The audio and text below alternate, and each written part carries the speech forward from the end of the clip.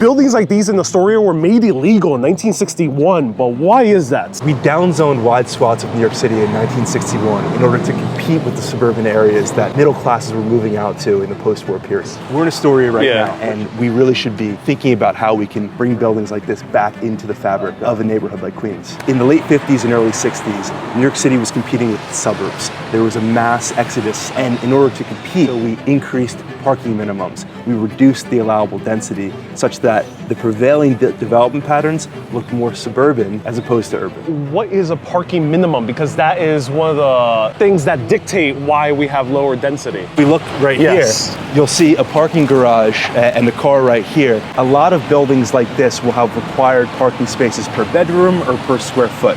So the city planning department will say, if you have a 3,000 square foot home, you need to have one parking space per 1,000 square feet. This is different in city by city. In some places the bedroom count, some places square foot, some cases it's a density per unit. But it mandates that we have a certain amount of parking spaces for a certain use. So neighborhoods like Astoria are dominated for a long time by houses like these. That's right. However, many more mid-rises are being built right now. Right over here, we actually see a mid-rise construction in Astoria. Astoria now is being filled with a lot of mid-rise construction nowadays. It is, and it's a lot of stuff that it's not from the biggest architecture firms in the city or the biggest development firms.